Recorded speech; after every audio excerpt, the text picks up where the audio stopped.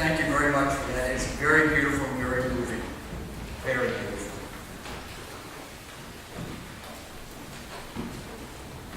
Let me catch my breath just for a second here. We at Central today are experiencing a new awakening in ourselves as we plan ahead for serving God here at the corner of Peabody and McLean. But let's take a brief moment to look back and remember. I have one of our elders, Daphne Brown. I'm asking her to come forward and share a remembrance with us. Daphne.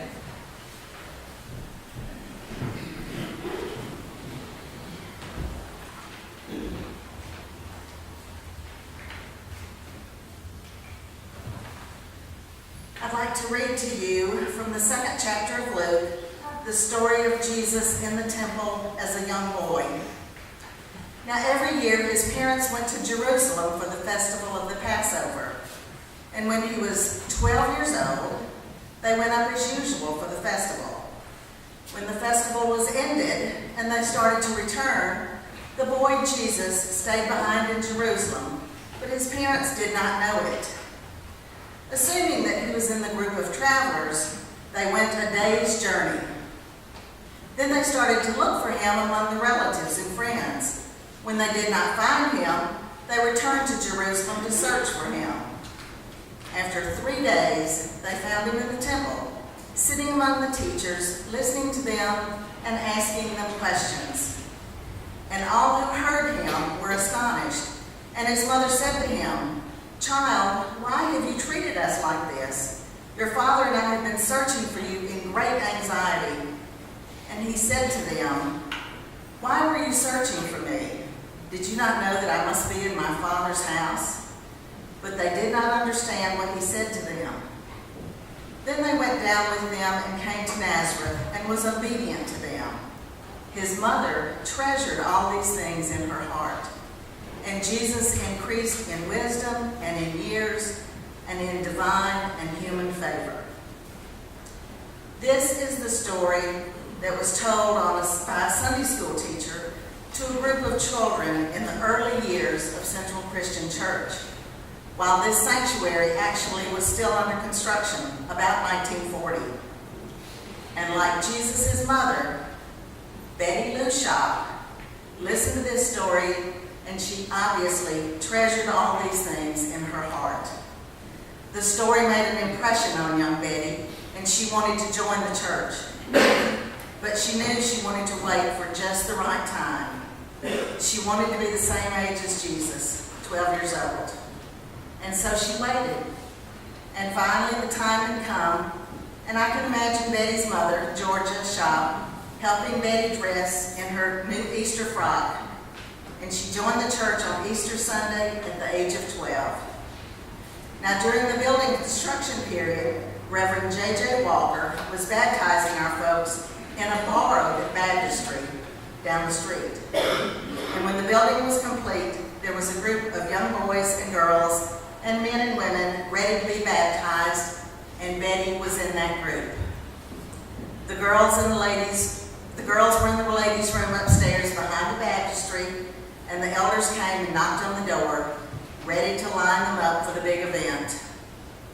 Betty was the smallest and the youngest, and she was just randomly selected to go first. She was the first person to be baptized in this new building right here in this baptistry. I hope you'll look for Betty's picture in the display at the fellowship hall. She's a cute little girl with long blonde hair standing on the south side of this building while it was still under construction in 1940. And she's as pretty now as she was then. Betty still attends this church and sits every Sunday close to the front where she sat with her mother for many years. Georgia was a faithful member until her death at age 105. And today Betty sits with her granddaughter Kelly and her husband John and Betty's great-grandson Minor. They usually sit right down here at the front. This represents 3 generations who are in regular attendance at Central. And this is not unusual here. We have the Artman family, Jack, Mary, Deborah, George, Wesley, Alan, Rob, Mickey, and Clay. We have the Penningtons, Bill, Randy, and Matthew. We have the Hammonds, Pat, Rachel, and Haley. We are grateful to all of you for your faithful support during the life of this church. And thank you, Betty, for still loving and supporting the church that has meant so much to you over these years. Would you stand, Betty?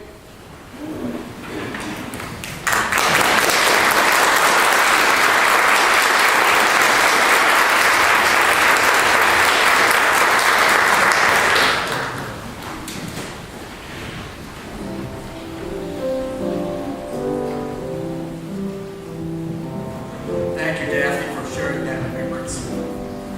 Though we are here to celebrate our 90th anniversary of our church, we are also here to give thanks and praise and glory to the God of love who has made us, who loves us, and who sent his Son into the world for our salvation. Let us give our Creator majesty and glory.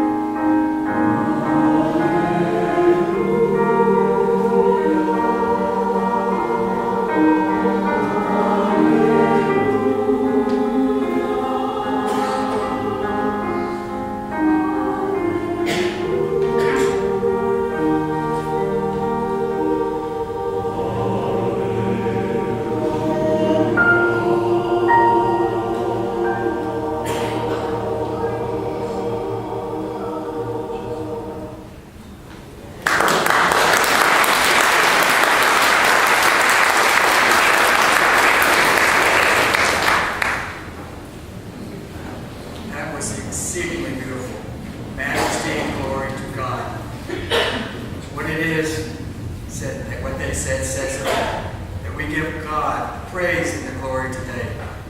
It is through him and his Son that we can do all things. Myrtle Pentecost. We knew her as Penny Pentecost. Wow.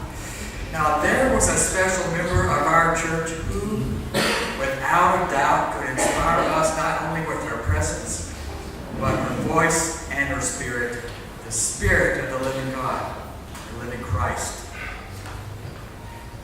I wish you could have heard the prayers at the communion table when she was here. They truly came from the heart. We are fortunate to have with us today Myrtle's daughter, Patsy Pentecost Hamidi, who will share her remembrance of her mother. Patsy. Thank you, Mark and Bill, for allowing me this opportunity to speak to you today. Wonderful to see everyone this afternoon. I was a member here at Central for 25 years before becoming a member at Kingsway Christian Church. I was christened, baptized, and married here, and now live in Gainesville, Georgia. So it began. In 1923, a small group met to create a mission Sunday school, and it soon became evident that a church was really what was needed in the eastern part of the city. This corner was then the eastern part of Memphis. Organized as East End Christian Church, there were approximately 100 charter members that met first on Portland Place.